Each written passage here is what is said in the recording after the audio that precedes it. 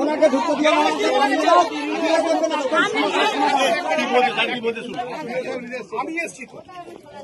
আমি এসছি আমাদের লক্ষ্যটা কি কাজগুলো যাতে এখান থেকে আমরা তুলে নিতে পারি যে কাজ আপনারা দেবেন সেই কাজই উঠবে আমরা লক্ষ্য থেকে অন্য লক্ষ্যে কেন শুনবো আমরা এলাকায় অশান্তি তৈরি করেছিলাম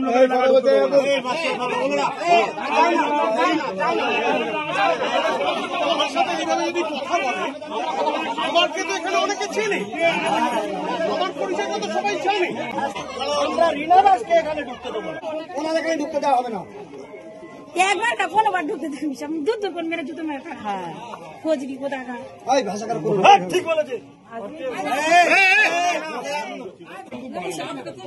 আমি চাচ্ছি কে গালাগাল দিচ্ছে আমাকে ওরা মারবে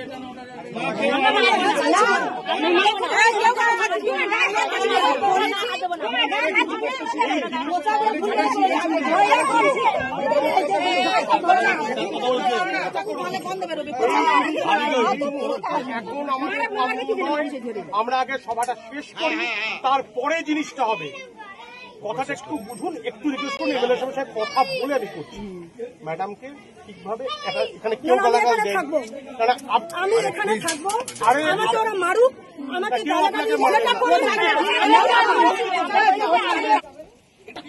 প্লিজ আমি বারণ করছি এই কথাগুলো এখন বলবেন না প্লিজ এখন মাথা ঠান্ডা করুন প্লিজ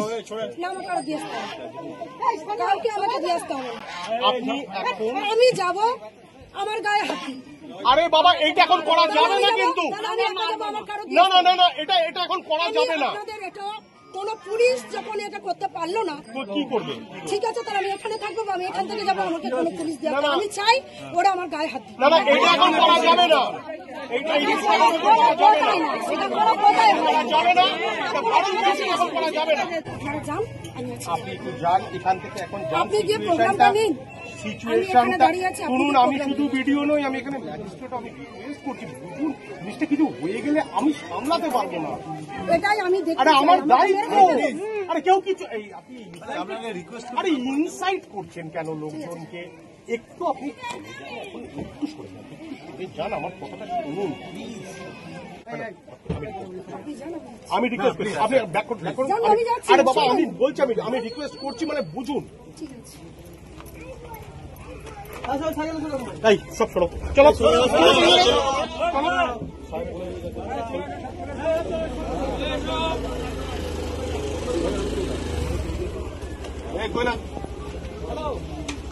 আরে পেছন থেকে বাচ্চাগুলো সর না রে বাবা গায়ে যখন স্কুটি লাগবে তখন তো অন্যরকম ইচ্ছে হয়ে যাবে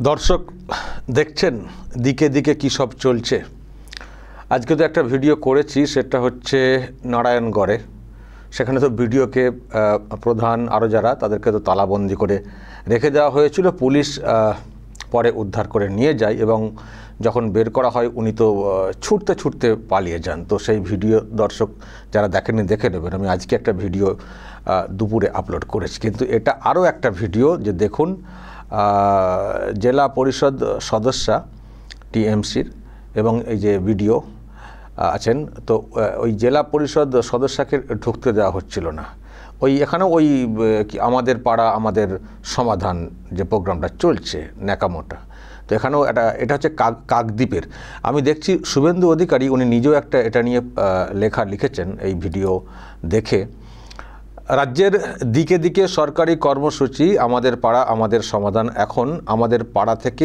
তৃণমূল তাড়া কর্মসূচিতে পরিণত হয়েছে এবারের ঘটনা কাকদ্বীপের সেখানে আমাদের পাড়া আমাদের সমাধান কর্মসূচি যে এলাকায় চলছিল সেখানে কাকদ্বীপের মহিলা ব্লক তৃণমূল প্রেসিডেন্ট জেলা পরিষদ সদস্যা রীনা দাসকে গ্রামবাসীরা ঢুকতেই দিল না শিবিরে পরিস্থিতি বেগতিক দেখে সেখানকার বিডিও এবং পুলিশ আধিকারিকরা রীনা দাসকে এলাকা ত্যাগ করতে বলেন তিনি প্রথমে আপত্তি জানালেও পরে গ্রামবাসীদের বিক্ষোভের মুখে এলাকা ত্যাগ করেন মমতা বন্দ্যোপাধ্যায় ও তার দল তৃণমূলের বিরুদ্ধে মানুষ ক্ষোভে ফুঁসছেন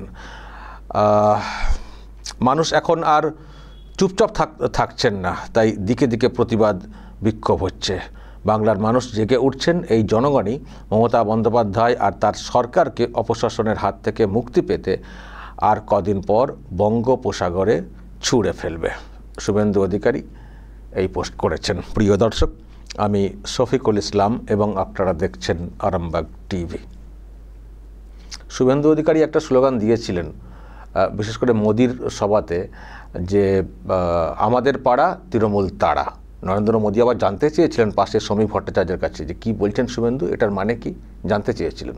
তো ওটাও পরিষ্কার করে দেওয়া হয়েছিল মোদীকে, নরেন্দ্র মোদীকে। তো শুভেন্দুর বক্তব্য যে এই আমাদের পাড়া আমাদের সমাধান তো কিছুই হবে না, ওই এলে বরং তাড়ান ছুটকারান। কেন এসছেন, কি করতে এসছেন, এসব ন্যাকামো করতে কেন এসছেন? আর বিডিওদের খুব দায়, সরকারি প্রোগ্রাম তাদেরকে করতেই হবে। তো সেই জন্য বিডিওর যা অবস্থা দেখছি, রীনা দাসকে বাড়ি ফেরানোর জন্যে, মানে এখান থেকে ফেরানোর জন্যে কী চেষ্টা, কি কত বোঝানো, কত কী। আর শুনুন না ম্যাডাম, একটু শুনুন না, যান না প্লিজ, একটু যান না।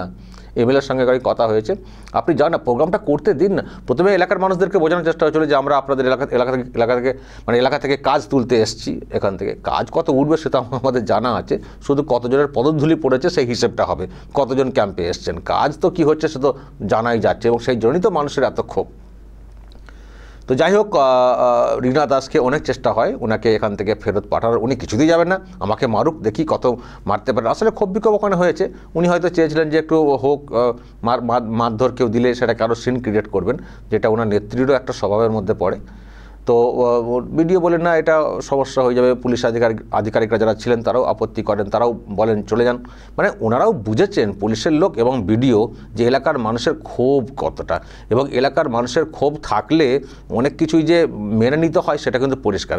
জেলা পরিষদ সদস্যা, তৃণমূল কংগ্রেসের নেত্রী এলাকায় ঢুকতে পারছেন না, তাকে এলাকায় ঢুকতে দেব না এলাকার মানুষ বলছেন, তাকে এলাকায় ঢুকতে দেবো না এলাকার মানুষ বলছেন। এবং কোন সেকশনের মানুষ বলছেন ছবি দেখে নিশ্চয়ই বুঝতে পারছেন। তৃণমূলের মানে এ সব জায়গায় নেই বিষয়টা, সব জায়গাতেই তৃণমূলের গ্রহণযোগ্যতা নেই। সংখ্যালঘু এলাকা মানেই সেখানে তৃণমূল একেবারে ড্যাং করবে সব জায়গায় কিন্তু এটা হচ্ছে না। তো এইভাবেই জাগরণটা হচ্ছে, বিভিন্নভাবে হচ্ছে, হোক। তো একটা বিষয় পরিষ্কার দর্শক, যে ভিডিও দেখুন কতটা এই অবস্থায় পড়ে গেছেন যে ওই রীনা দাসকে বারবার তাকে বোঝাতে হচ্ছে আপনি চলে যান। শাসক দলের নেত্রী বিডিও সাহেব তিনি দায়িত্ব নিতে পারছেন না, পুলিশ আধিকারিকরা দায়িত্ব নিতে পারছেন না, শেষ পর্যন্ত ওনাকে এলাকা থেকে চলে যেতে হচ্ছে। টিএমসি নেত্রী হয়েও তাকে চলে যেতে হচ্ছে। এর থেকে লজ্জার আর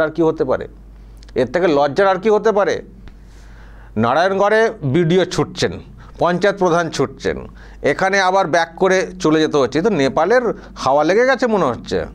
নেপালের হাওয়া কি এবার পড়তে শুরু করেছে নাকি চারিদিকে, দিকে? এটাই হবে।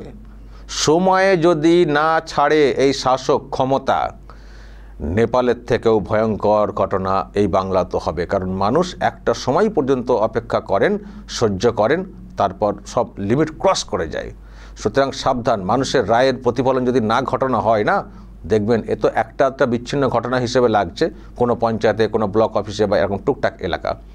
এই রকম তারা কালীঘাট থেকেও হবে। মানুষের ধৈর্যের সীমা যদি ক্রস করে যায়, আর নতুন প্রজন্ম যদি জেগে উঠে, খেপে উঠে, কোনো রাস্তা থাকবে না পালানোর, কোনো রাস্তা থাকবে না। মানুষের জাগরণ ঘটছে, আরও ঘটা উচিত। যেখানেই দেখবেন ঢপবাজি করতে আসা হচ্ছে, সস্তার পলিটিক্স করতে আসা হচ্ছে, তাড়া করুন। আপনারা উন্নয়ন করার জন্য শপথ নিয়েছেন, উন্নয়নের কাজকর্ম হলে করুন, নাহলে এখান থেকে ভাগুন।